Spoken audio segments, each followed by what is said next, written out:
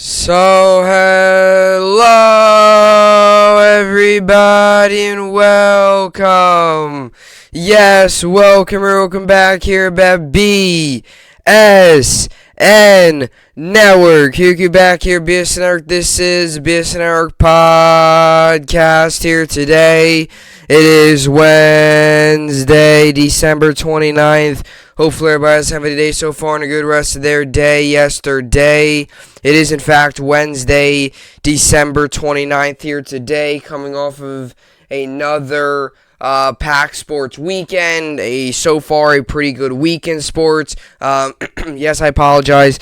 I was not able to do a pod on Monday or Tuesday, so hopefully everybody had a good Christmas and all that good stuff. Enjoy the time with their family and friends. A lot to get to today in the podcast. A lot I missed. A lot to get to. A lot of sports going on. But hopefully everybody enjoyed Christmas and all that good stuff and enjoyed all the fun, with your family and all that fun stuff that comes with the Christmas and the holiday season. So it was good to get all that stuff going and all that good stuff happened. A lot of good sports. New York sports was relatively successful in the football world this weekend on Sunday. The Jets got the win against the Jaguars. Giants took another tough loss as they lost to the Eagles. We'll get to both of those games as we, kind of talk a little bit about today on a Wednesday. This Wednesday is going to be a little bit like this Wednesday podcast is going to be a little bit like a Sunday podcast, or a Monday podcast, if you will, kind of recapping the Jets and the Giants, giving you a little bit of insight across the league, and really getting you ready for Week 17 and what's to come this upcoming week in the NFL. No Thursday night game. There is no Thursday night game this week, so we got football on Sunday, all Sunday games, and then the one Monday night game, so a very, very, very packed football weekend ahead of us, and 2 weeks to go. 2 weeks to go, playoff spots still up for grabs. It's going to be extremely fun. This is a season where it probably really likely, it could very well come down to the final week of the season. It is Week 17. We got one more week to go, so that's great. Nets doing good. Got the win on Tuesday night or Monday night against the Clippers. We're able to get the Christmas Day win too against the Lakers. They will play again tomorrow. Rangers start up again tonight. So a lot of great sports going on and all that good stuff. And it's great to see. One quick thing.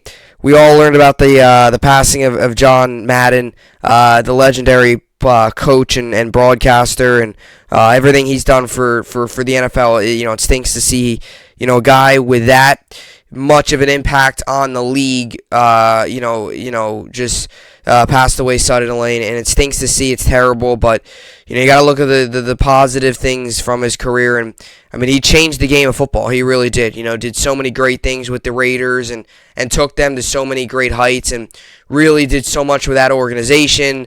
And then to be able to really evolve not only just the game of football, not only just the broadcasting aspect of football, but just in terms of the way we view the sport and the way we look at the sport. I mean, he was one of the first broadcasters. He really was the first broadcaster to introduce the whole, how they can draw, on the replays and show you all this stuff, all that stuff. And that kind of evolved into, the film and the way the film is nowadays when you're looking back at game film and all that great stuff. So it stinks to see him go, 85 years old, but a very, very impactful life on the sport of football. So you got to honor him.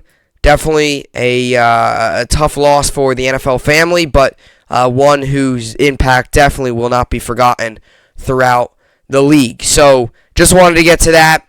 But a lot to get to today on the podcast otherwise. So with all that being said, let's get to the podcast here today.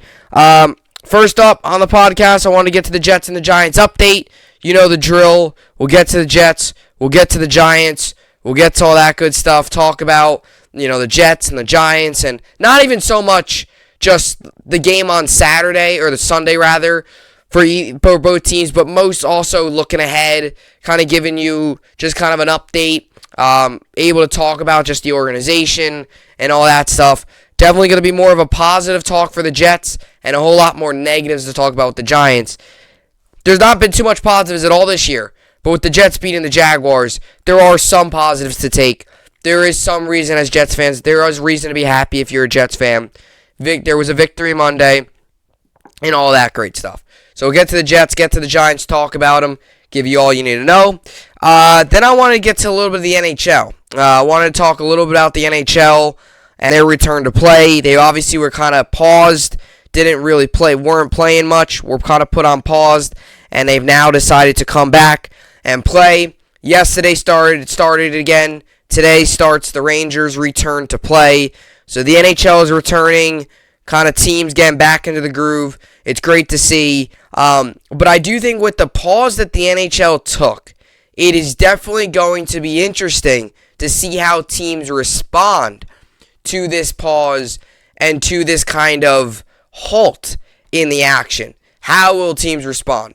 Will teams respond as if they took it, it was an advantage, they were able to rest up, able to get more energized? Because they usually do have the regular holiday break built into the schedule. But is the pause going to help them? Or is the pause going to hurt them? We'll get to that, get to the NHL, get to some Rangers and Islanders, and then we'll finish off the podcast with the New York sports update. Kentucky's on tonight, so you got to hope from a Kentucky standpoint that they get the win, playing Missouri on the road, or at home rather. I apologize. So Missouri tonight, Missouri team who is they're not been great. They're a struggling team. They're 6-6. I believe they're 6-6 this season, and a Kentucky team who looks to continue to build confidence and gain momentum and continue to get better. And as for the NBA tonight, the Nets are off. Knicks are in Detroit to play up against the Pistons, and the Rangers resume play tonight against the Panthers on the road, and the Islanders host the Red Wings at UBS Arena in Long Island.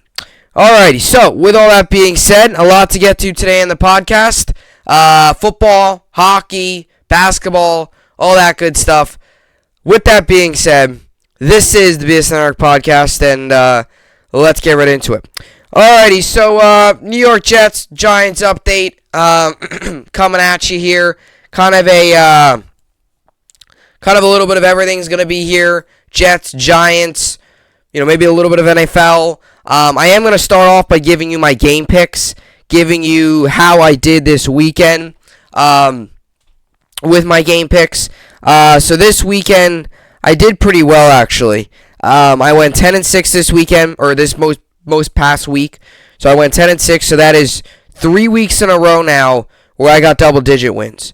So I went from having a drought of, 8 weeks where I did not get double-digit picks right to now going 3 weeks in a row, getting 11 picks right, 12, and then 10. So hopefully week 17 is the same here. But yeah, it's funny. If you look at how my record is this year, week 1 was 7-9, then 4 weeks in a row from week 2 to week 5, I went 11-5, 12-4, 12-4, 12-4.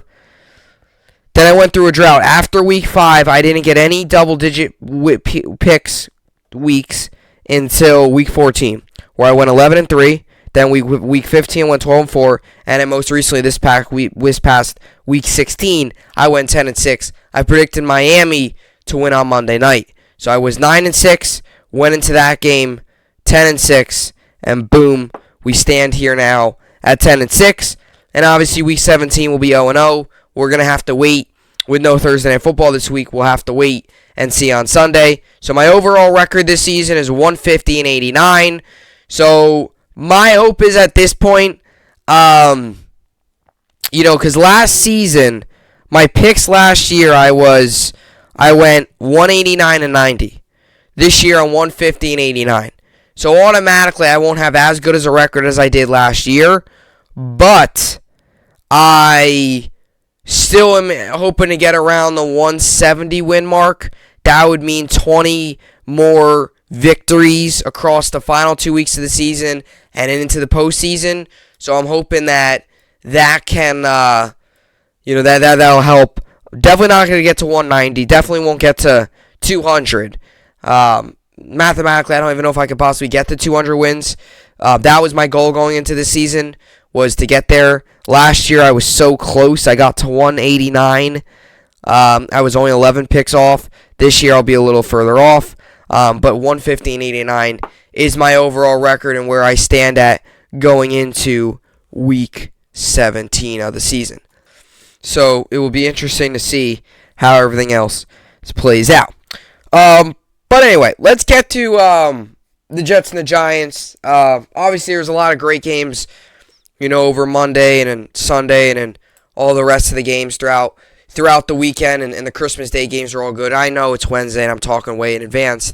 But, going into that Jets game on Sunday, it was obviously definitely quite interesting. Half the fan base was wanting a win. Half the fan base didn't want to win. Some fans wanted to see a competitive loss. Some fans wanted to see a blowout loss. Some fans just didn't care. They were there. Some fans didn't care. They were watching the game, win a win, lose a lose. Some fans like me, like I said, wanted to win. Didn't want to see the Jets lose to the Jaguars.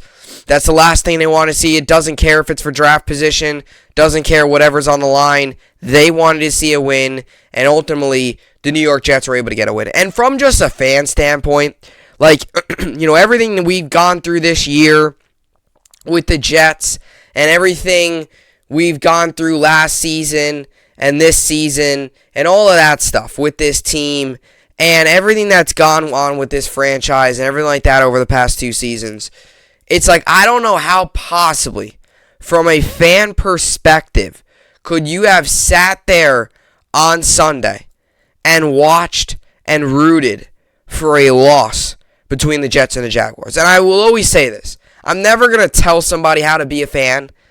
I'm never going to. Everyone's unique in their own ways. Whether you watch every game, whether you only watch games when you can, whether you're a fan but you don't really, whether you label yourself as a fan but it's not like you watch every single game and care a lot about it. Whether you're a fan who just likes to watch the games just to watch them, however you are. Whether you love going to the games, hate going to the games, whether you love watching the games, don't like watching the games, whether you watch every game, don't watch every game. Whether you're a fan like me where, depending on how they win, you dwell on it, and it could dictate how your week's going to go. Or once the game's over, you forget about it on to next week. However, whatever type fan you are.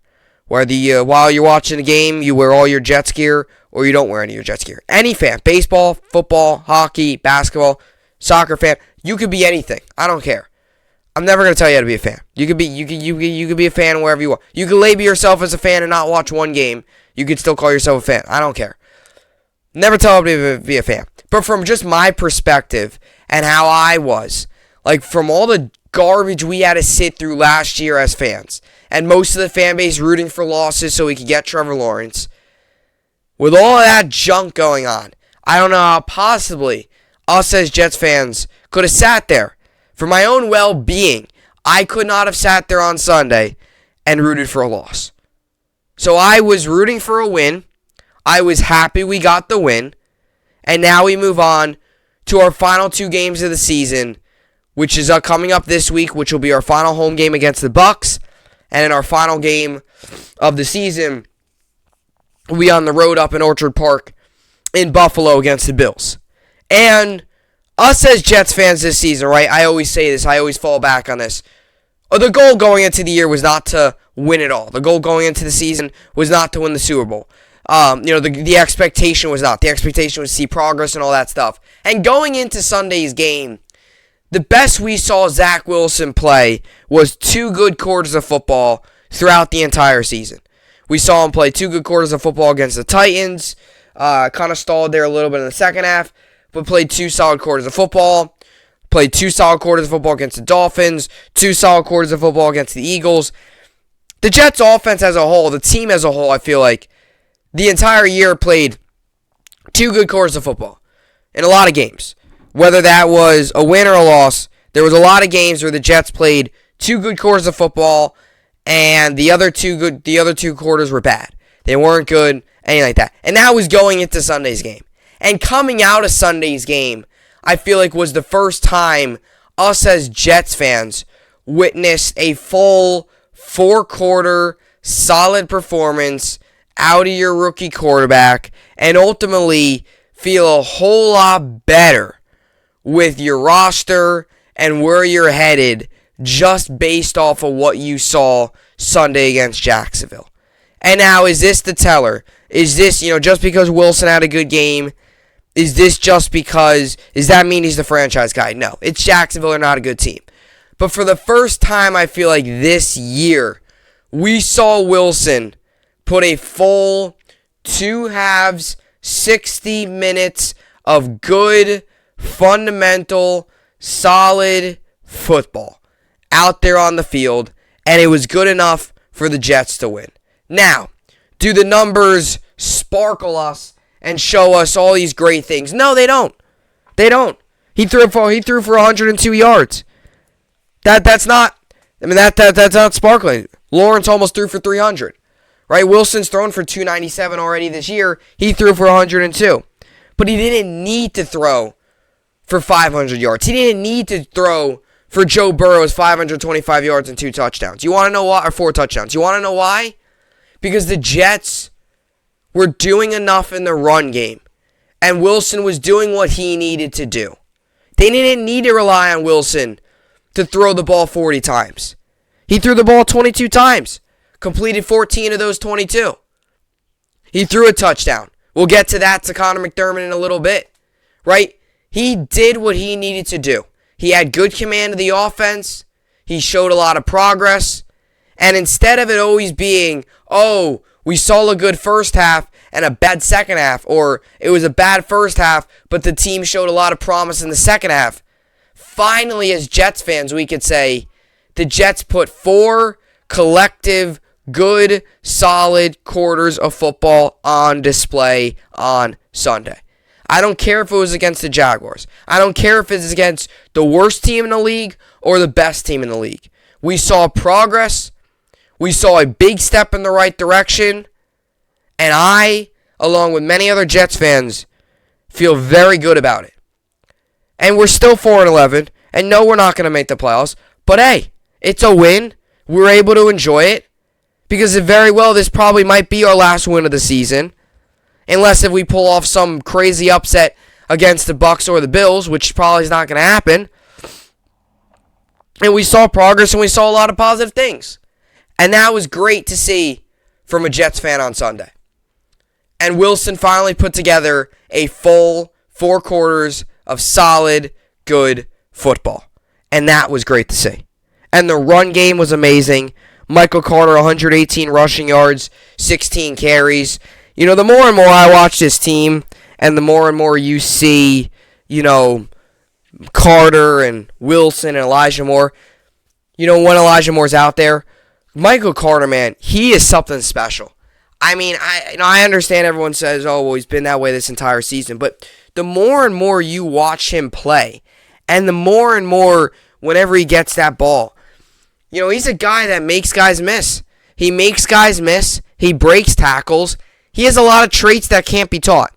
You really can't teach always breaking tackles. You can't. That's sometimes just natural. Your body gets hit the first time. A lot of guys go down by first contact. He's a guy that doesn't. He's a guy that gets hit the first time. He stays up, keeps going. He keeps chugging. A lot of guys, they get hit, they're down. Derrick Henry's one of the guys that it takes all 11 of those guys, it seems, at times on defense to take him down. He does not go down first contact. Michael Carter's one of those guys. Does not go down early. Does not go down easy. Very hard to tackle.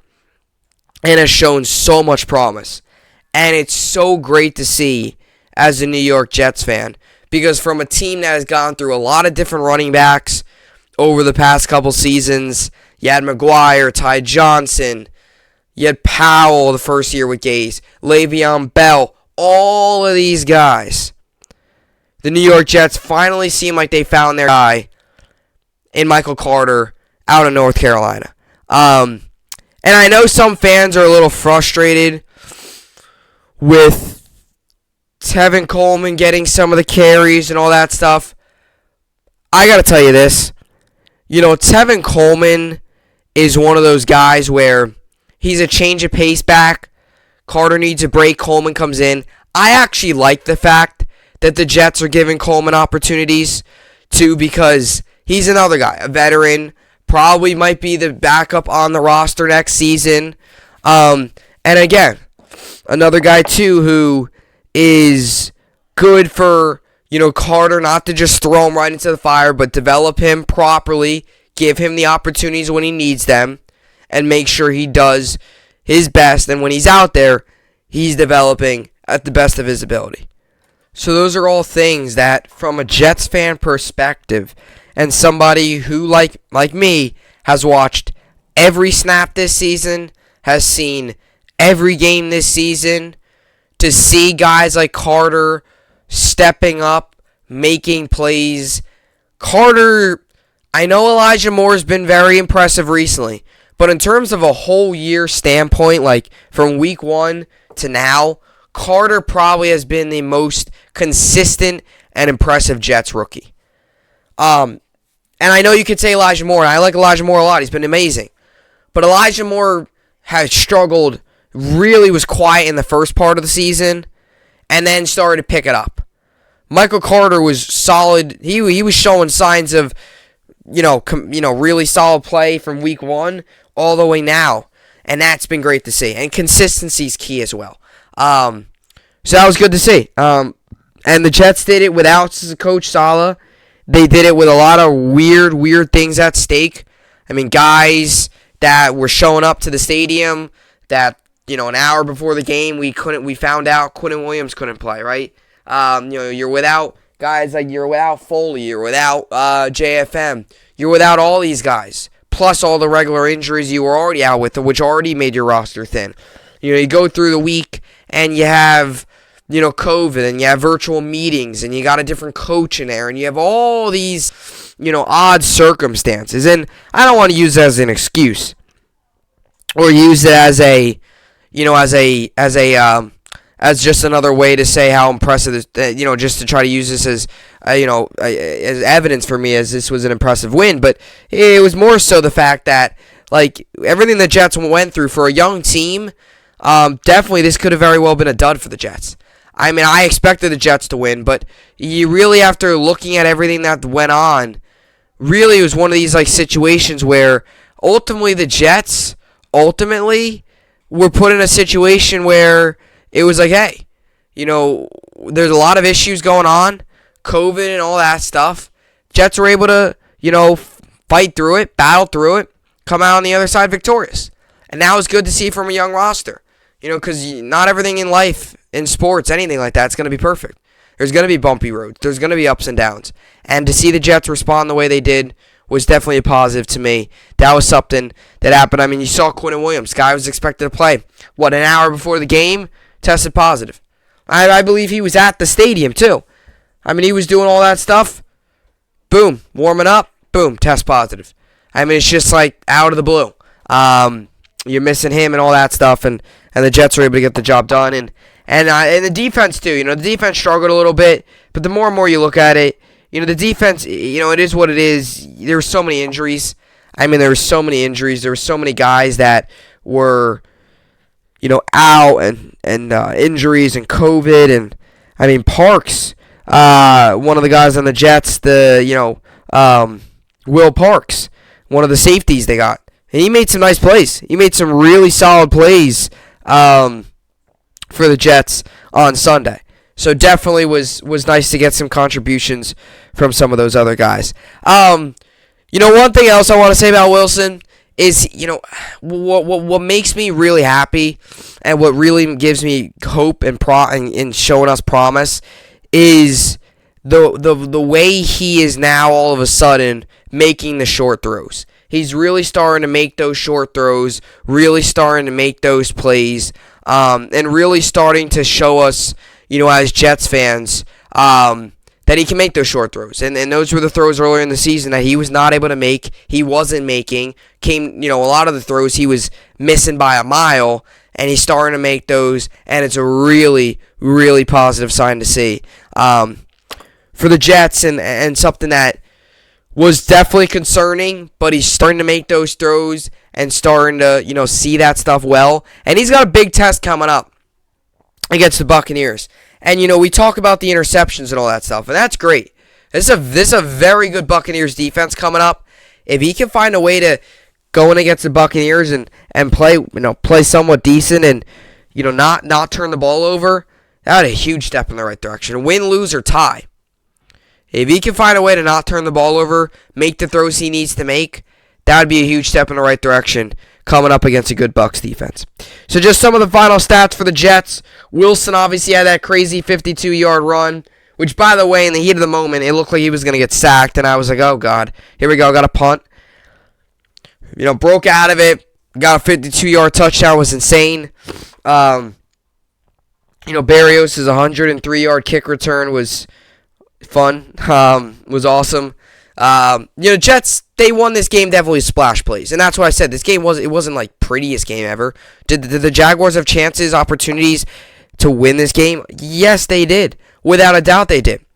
Brian Schottenheimer taking the running the ball, going down the field, then the spike on third down. A lot of things the Jaguars messed up on that the Jets took advantage of, but Jets also had some big splash plays, and that was good to see. Wilson was 14 of 22, 102 yards, 4.6 was average. He threw a touchdown, no picks.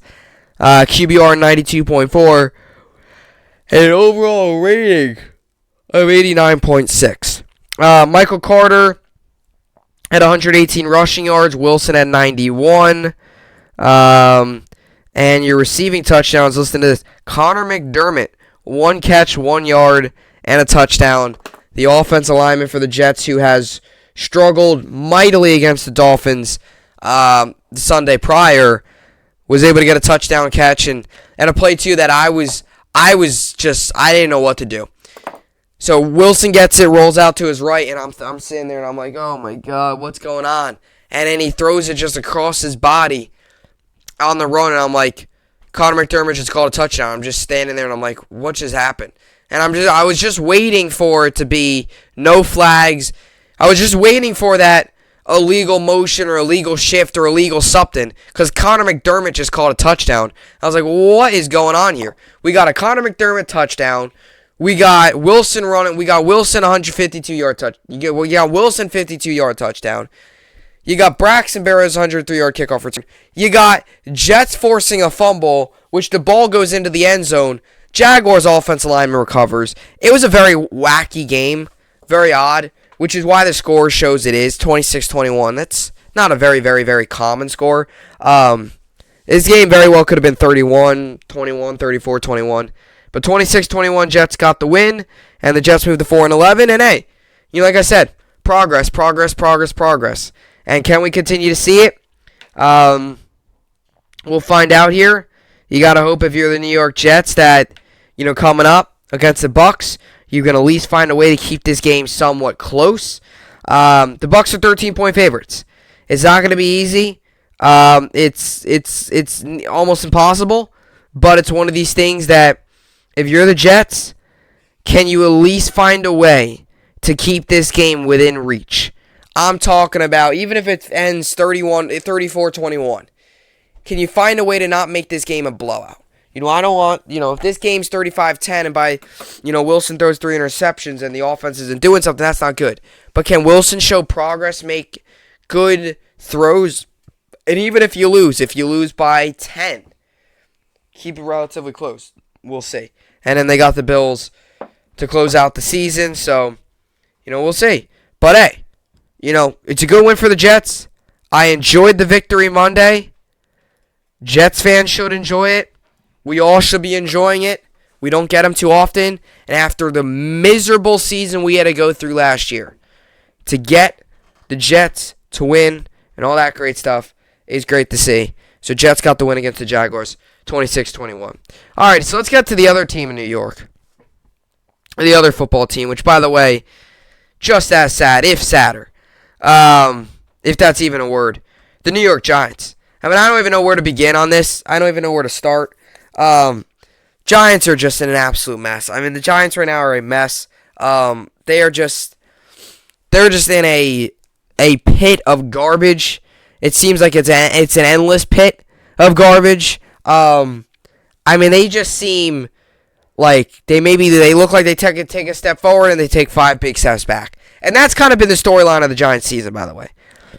Like, if you look at the way the Giants have played, right? They started off 0-3, then they get a win there 1-4. Then they lose, win. They're then 2-5, right? And then they lose 2-6. Then they win 3-6, 3-7, 3-8. Then they get the win. And it's like the Giants this season have been so 50-50 in terms of they win and then and the Giants this season, it's like they started off 0-3, then they won, then they lost like 4 in a row, then they won again, lost, won. They're just not consistent. They're an inconsistent football team, and they're a bad football team. And there's no other way to put it. And the latest result, the 34-10 loss against Philadelphia on the road in Philly, was just the latest reminder that the Giants and the front office got the coaching hire of Joe Judge wrong. They did. They got it wrong. Joe Judge is not good enough. Joe Judge is not the guy. He is not the answer for the New York Giants. And the fact that they could possibly sit there and say, oh, he's the monitor, he's a young, version of this and a young version of that. Bill Belichick is 10 times better than Joe Judge. And the fact that John Mara has come out and said Joe Judge is our version of Bill Belichick is just ridiculous. This is just a team that at this point you could say is probably is the laughing stock of the league. And the latest result, the 34-10 loss against the Eagles, is just another reminder. And I continue to say this. I'll say it. I'm going to say it some more. I don't know how in the world the New York Giants can possibly bring Joe Judge back. I just don't. I don't know how you could possibly sit there and tell me that he is going to be back for another season. I just don't. I don't know how. I don't know why. But if the Giants bring Joe Judge back for another season, all I'm going to say is it's going to be another long year. The Giants need to clear house, and they need to blow it all up. They need to tear it all down. They need to completely restart.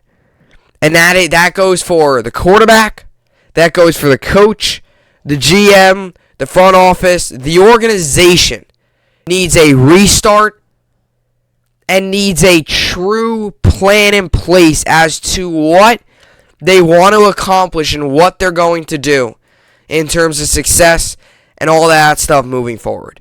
Because right now, the Giants look lost out there, and it's only getting worse game by game, day by day.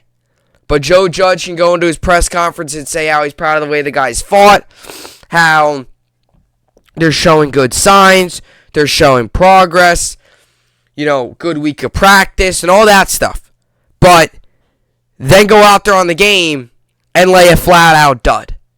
New York football now, by the way. Jets and Giants are both 4-11, so New York football is now a combined 8-22. And very well, both teams might end 4-13. Jets, high chance of that happening for the Jets. Giants do have a winnable game coming up against the Bears. I don't think they'll beat Washington. I do think they can beat the Bears. We'll talk about that on Friday. But yeah, the Giants are 4-11. Sunday was just another example of poor, bad football. You play Jake Fromm. It doesn't work out. Hey, it is what it is. What do we expect? Do we expect Jake Fromm to go out there and play like Mike White in his first game? No. I don't think anybody expected it.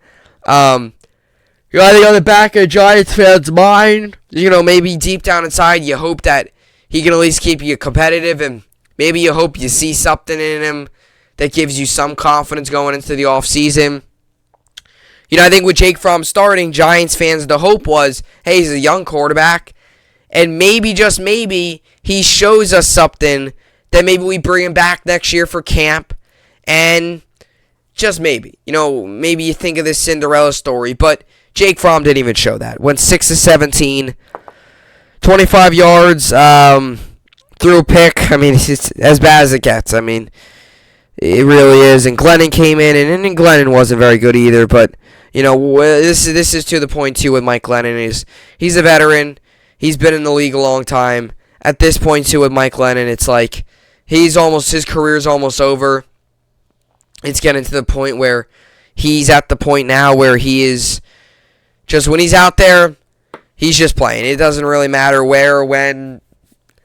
He's just playing for his own job. He's playing for himself at this point. Not to sound selfish, but it's the truth. I mean, he's at the point of his career where he's almost done with his career, and he's 32 years old, and he's been around in the league for a pretty long time, and in 2013 was when he started. So a guy who, at this point in his career probably definitely has seen better days, and we'll see what all happens with him and how everything else plays out the rest of the year. But, I know they're going to do the quarterback competition, but this week, here's the thing. If you're the Giants, this is what I would do. Once that Week 15 game, or Week 17 game, rather, ends against Washington at home, after Joe Judge, everybody like that, does their press conference, you pull them into the room, you fire Judge. You get rid of Judge. You fire your GM. You get rid of Gettleman. Whether you retire, he resigns, fire him, whatever, get him out of there. You get rid of Judge. You also get rid of him, no doubt about it. I think the Giants, it's time to move on from Jones. 3 years here, he has shown you nothing but turnover, poor football, not an NFL-ready quarterback. You get rid of Daniel Jones. That's also off-season stuff. That's trades, draft. That's all that stuff. So that's stuff, too, that won't be decided until more into the off-season. But you go into the off-season, I think a lot of guys should be on the block. I think you should look at moving Barkley, Jones. I think your receivers, some of them. You look at your defense. You should look at this roster as a whole and evaluate it. And really look at which guys truly do we believe are here and should be here, and which guys do we truly believe need to go. Because the Giants are in a bad situation. Giants invested so heavily into this roster that they're at the point where they have no cap space. So they have no cap space. So they've invested so much in this roster. If they do decide to go move on and go into a rebuild, they have no cap space. So you're pretty much going to tell me that you're going to have to rely on draft and maybe some trades because they don't have much cap. So they need to restart there. Get rid of Solder. Fix the offensive line. There's a lot. I just don't know how, unless if it's a GM within the organization, you can possibly hire a GM and then have Joe Judge still stay there. It just doesn't make sense. The GM's going to want to bring in his own guy. His own guy's going to want to bring in his staff and go from there. That's ultimately what I think the Giants should do. But we'll see. It's perplexing to me a little bit because you usually want to give Coach 2 years. You like to give him 2 years to be fair. Especially if it's last season he came onto a roster that was You went into this season with a much better roster. Wasn't good. So, if you're Joe Judge of the Giants, what have you really done in 2 years that make you feel good about where this organization's at? And you give a coach 2 years. You gave Judge this season, last season, and this season, and if he does not win a game here on out, he's went 10-23 in his 2 years as Giants head coach. Is that promising to you? Does that give you a lot of positives? Do you like to see that? So I'm saying, this isn't good. So we'll see. We'll see how everything plays out, but Giants are not in a good situation at all. Alright, so that's what I got for the Giants. And like I said, they do get the Bears this weekend, so that'd be interesting. Bears are not a good team. They did defeat Seattle. So that will be interesting to see maybe if they can knock off the Bears, which I don't think is going to happen. But it is something to keep an eye out for, and is something to watch out for if you're the Giants and all that stuff. Alrighty, so that's what I got for the Jets and the Giants. Jets play home this weekend against the Bucs. Giants head on the road to Chicago to play the Bears.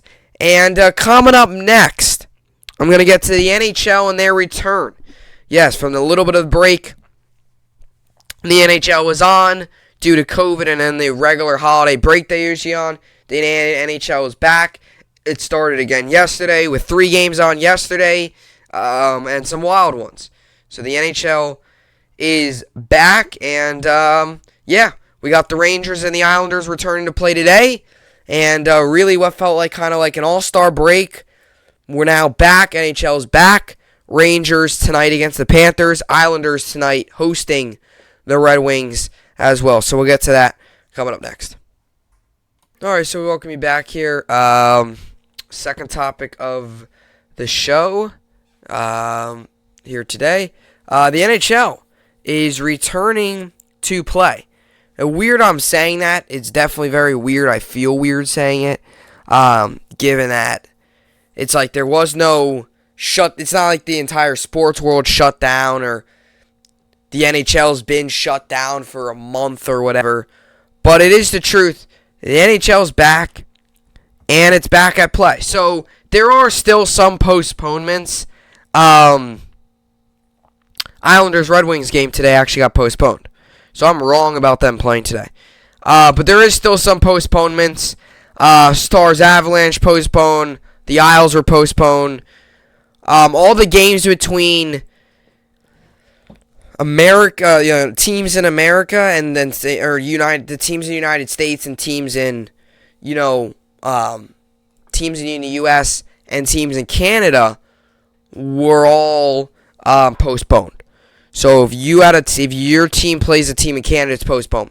So that is one thing the NHL has eliminated, was the whole cross-border thing, where teams were able to play cross-border. So that is something that was eliminated due to COVID and all that. So I'm just going to tell you this.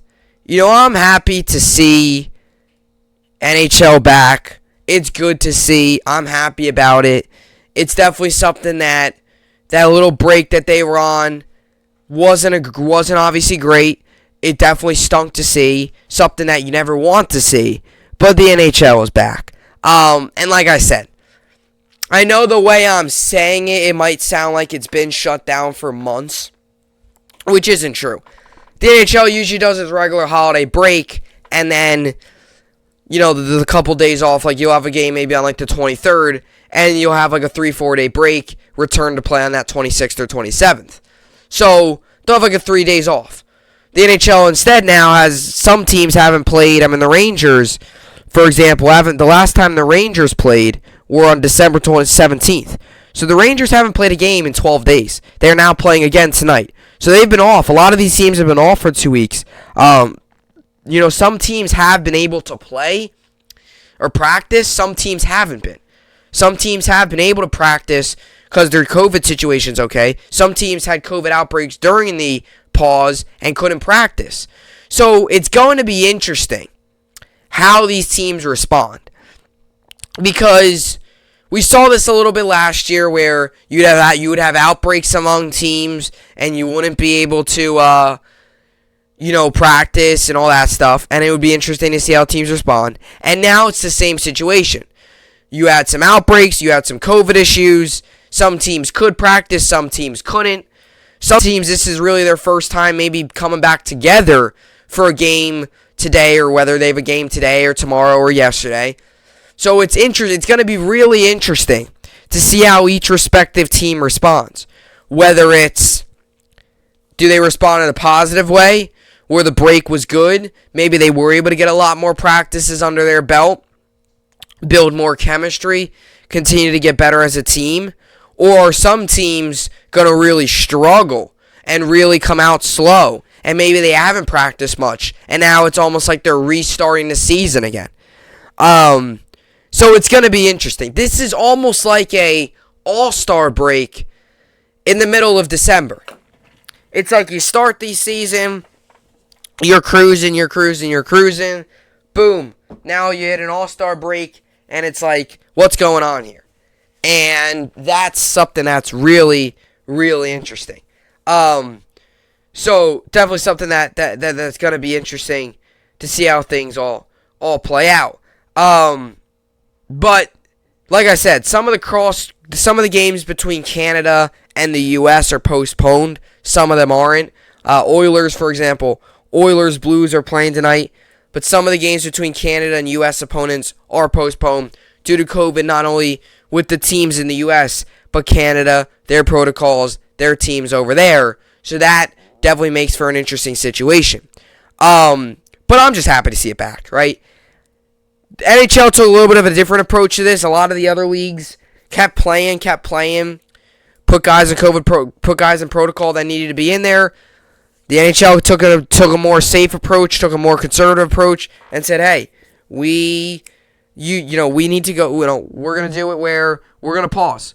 We're gonna put this thing on pause, and we're gonna resume it, and we're gonna use our holiday break as an advantage where we already have a built-in break there. We're gonna extend it a little bit, and we're gonna go on and we're gonna play. This season will resume whenever we feel is necessary." And so they did take a little bit of a different approach. But I'm really interested to see how teams play. And I'm just excited the Rangers are back tonight. They play the Panthers tonight. Rangers come into this game 19-7-4. Panthers come into this game 18-7-4. And from a Rangers standpoint, this is what I gotta say. You look at the Rangers' upcoming schedule, and they got some tough opponents. You got a good team tonight against the Panthers. They are in a little bit of a skid, but the Rangers have a couple tough teams. They got the Panthers and they got the Lightning back to back. They play the Lightning. One's on the road and one's at home. Then they play the Oilers, so they have 2 games at home. Then they go on a long road trip, which is they go on a long road trip. 4 games, 4 games out on the West Coast, starting in Vegas, ending in San Jose. Then they play the Flyers in Philly, and then they come home for 1 game against the Maple Leafs. Then they're away against the Hurricanes. Then they go home, and then they're away and all that stuff. And then you go into February, and then So here's the thing. This is when it gets interesting, because February they were gonna have the original built-in break for the Olympics. They have now pulled all the players out of the Olympics, so there will be no Olympics for NHL players. Now there still will be the Olympics, but the NHL players won't be playing in them. So just to put this in perspective, the Rangers here have not played a game since Friday, December 17th, where they played the Golden Knights. I believe they lost in a shootout. I believe it was like 3-2. Their game against the Canadiens got postponed on the 22nd, and their game 27th on Monday against the Red Wings got postponed. Now, like I said, they were originally, the winter day, the holiday break's usually about 3 to 5 days. So the Rangers, instead of it being about a 3-day break or a 5-day break, it was instead a 12-day. And they come out again tonight, and it will be interesting to see how they respond. Do they respond with more energy? Maybe like this is a new season, a new opportunity. Like that was the first half, now this is the second half? Or do they respond slowly out of the gate? Where we were finding rhythm, we were doing good, and now they can't get going? It will be interesting to see how they respond. I'm obviously hoping that they respond with a lot of positives and come out playing really well. But a Rangers team this season has had great success. And, this is where the little break maybe helped them. Because going into the break, they were struggling a little bit. They lost 4 out of their last 6. Including that bad beatdown against the Avalanche. And they were kind of struggling there. They went through that stretch of losing 4 of their final 6. Then they got postponed, and they got put on that little bit of a kind of the standstill. And now they're sitting here, tonight against a good team in the Panthers. And it'll be interesting to see how teams play and, how teams play and, how the Rangers perform. And they're also on the road. So a true road test against the Panthers, a very good team with a good defense, good attack, team that gets to the net, shoots a lot, takes good goalies, a team that's very good. So it'll be interesting to see how they respond. I'm just happy hockey's back. It's definitely good to see. Islanders too. They're a team that's been struggling. Islanders are one of those teams that it's been a weird year for them. They've had some COVID issues and they just can't get right. I mean, for a team that last year, when everybody was talking about them and going to the Stanley Cup, they've struggled so much this season. They really have, and the Rangers seem to be taking over again. So, definitely good to see the NHL back, and we'll see how everything plays out. So definitely good to see. Alrighty, so now let's get to some of the other stuff. NBA is on. A lot of good NBA games on tonight. Got the Pacers, Hornets. I'll give Pacers to win. Knicks head out to Detroit to play the Pistons. I'll give Knicks to win. Celtics, Clippers, give Celtics to win. Bulls, Hawks, give Bulls to win. Grizzlies, Lakers, give Grizzlies to win. Spurs, Heat, give Spurs to win. Suns, Thunder, give Suns to win. Jazz, Trailblazers, give Jazz to win. Mavs, Kings, give Kings to win. As for college basketball, there's a couple games on today. You got Michigan State and High Point. I'll give Michigan State the win. Purdue and Nicholls State. I'll give Purdue the win. Auburn, LSU. I'll give Auburn the win. Seton Hall, Providence. I'll give Seton Hall the win.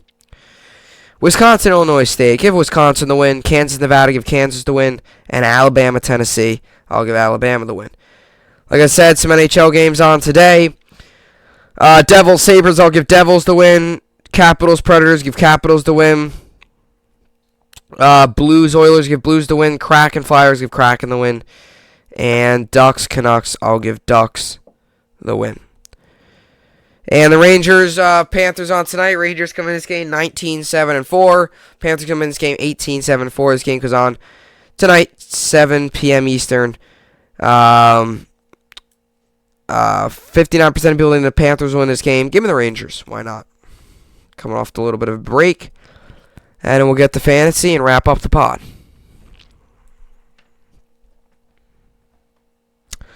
Alrighty, as for fantasy basketball, I'm currently winning 274 to 244. Today I've got going John Morant, Donovan Mitchell, Kelly Oubre Jr., Rashawn Holmes, Shea Gilgeous, Alexander, Miles Bridges, John Collins, Buddy Hield, and Desmond Bane. Here's what the update's looking like for some of my injuries. So, Brandon Ingram's day-to-day. Ingram Achilles has been ruled out of Tuesday's game against the Cavs. Andrew Lopez of ESPN.com reports. And Darius Garland's out. Garland was placed in the league's health and safety protocols Tuesday. Adrian Wojnarowski of ESPN reports. A lot of injuries. Donovan Mitchell didn't travel with the Jazz. Miles Bridges, no new updates on him. He's out, protocols. And John Collins is protocols as well. So, a lot of guys out due to those. So, hopefully they can come back sooner rather than later. As for fantasy football, by the way, I won in both leagues. So, I move on. And I'll get to more fantasy football stuff later on in the week. But, yeah, we got some news, by the way. Adam Thielen's done for the year. Thielen ankle was placed on injury reserve Wednesday and is facing an estimated 1-month recovery from surgery, according to Tom Pelissero of NFL Network. So he's done for the season. So I'm going to drop Adam Thielen because it's over. 1 week left in the season, he's not coming back. So I'm going to drop him and pick somebody else up.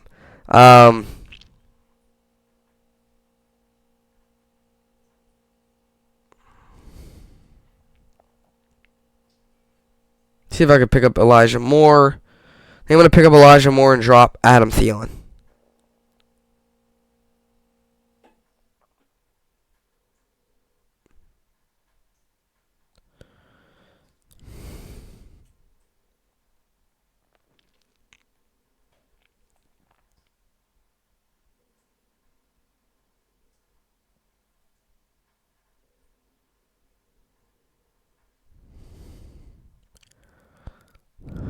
So, yeah.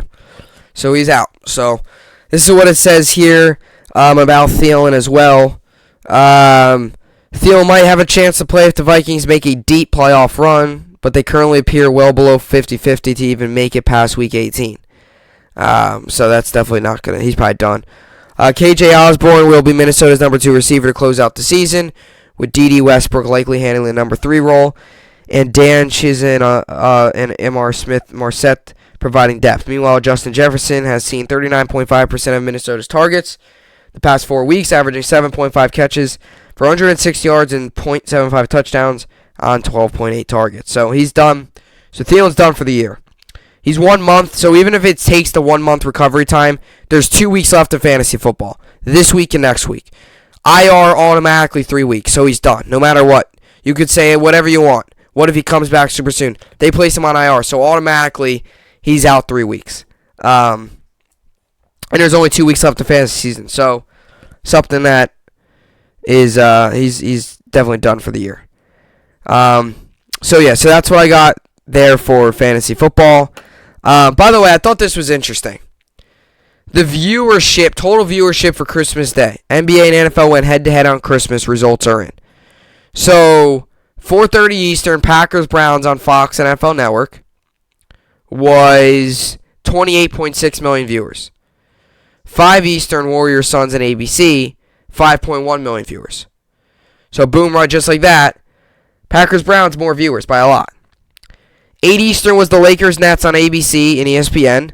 5.7 million viewers was the Lakers-Nets.